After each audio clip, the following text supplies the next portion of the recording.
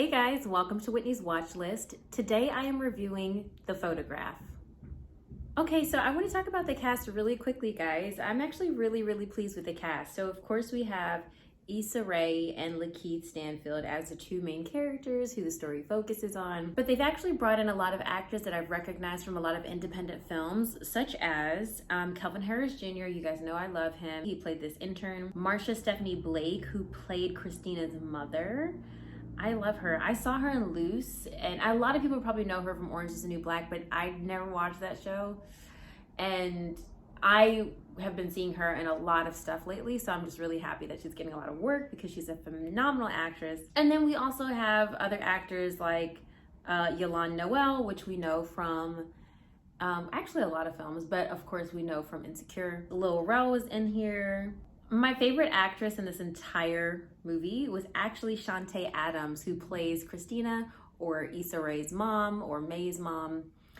And every time she was on screen, she was just so good. And I was just so locked into every word she was saying. So I think her acting in this movie was phenomenal. Besides the cast, it was written and directed by Stella Meghie. And I was actually really impressed with the writing. And not from like a constructive perspective, but just from a Black perspective. It was relatable and it was quirky, and I think a lot of the lines, if I could tell, were improv, but I liked it.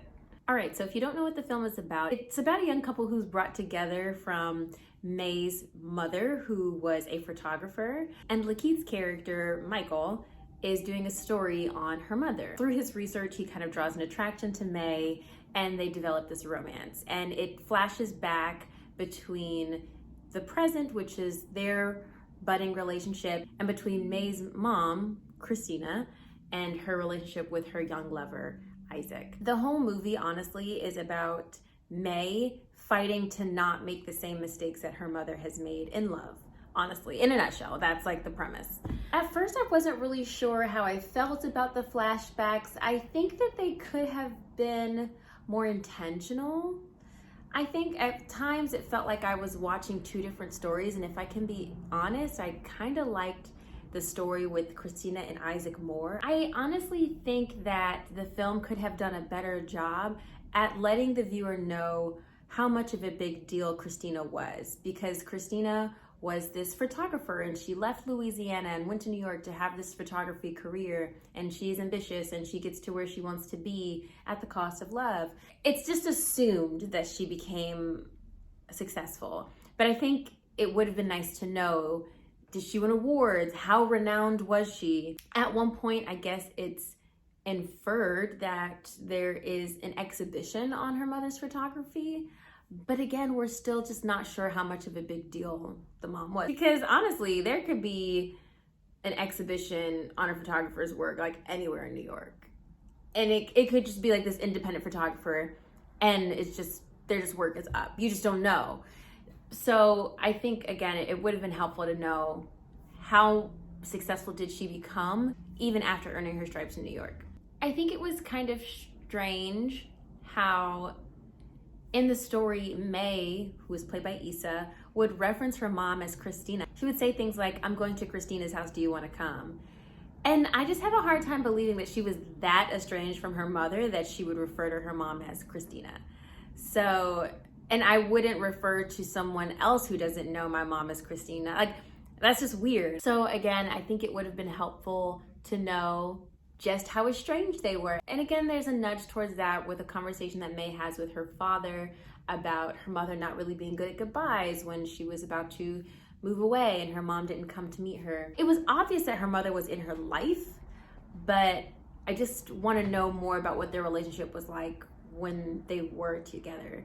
It's clear that maybe her mom played a lot of things close to the chest, but was she a good mom? I don't know. And if I'm being honest, guys, just focusing on the story, I think I could have used a little bit more of May and Michael falling in love, because honestly, through the storyline, they have this one date. They go for a drink after an event that's at the museum she works at. They part ways and then they meet up again because like there's this storm and it keeps them inside and it's all cozy, very like rom-com like, right? So besides those two instances, there aren't a whole lot that builds up their relationship or their attraction or their pre-relationship.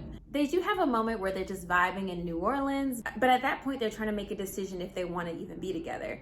So even still, for me, I just could have used more of the romance being built up. And maybe that could have been a short montage of text, or just a couple extra dates, or just something where they were spending a little bit more time together, actually getting to know each other. Because outside of these 2 days, you're kind of like, wait, are they really into each other? Like, or is it just a physical attraction? That's just my personal opinion. It's nothing like The Notebook. It's not a black version of The Notebook. So just get that out of your mind right now. It's not that. It's not this like crazy, can't resist you love that beats all odds. It's not that. It's a very real story, and it's very relatable to, I think, a lot of people, because I think a lot of people, especially being in New York, being in the city, people are ambitious, and sometimes they choose their careers before love. And I think in today's millennial culture, people are just pushing to be successful. And it's really hard sometimes to find out where love plays a part in that. So I think this scenario is relevant to 2020, but even for the sake of the movie, I think I just wanted a little bit more of that romance. But even with all that, the movie is about them not resisting their attraction and not letting distance or their ambition to get in the way of what they feel for each other. So basically trying to not make the same mistake that her mother has made. And that's the whole reason for the flashback, because when you see the flashbacks, you see Christina, May's mother, decides to choose her career, and she decides not to speak up about the relationship that she left in New Orleans. And so really it's on May to just try to make an effort to not be that way.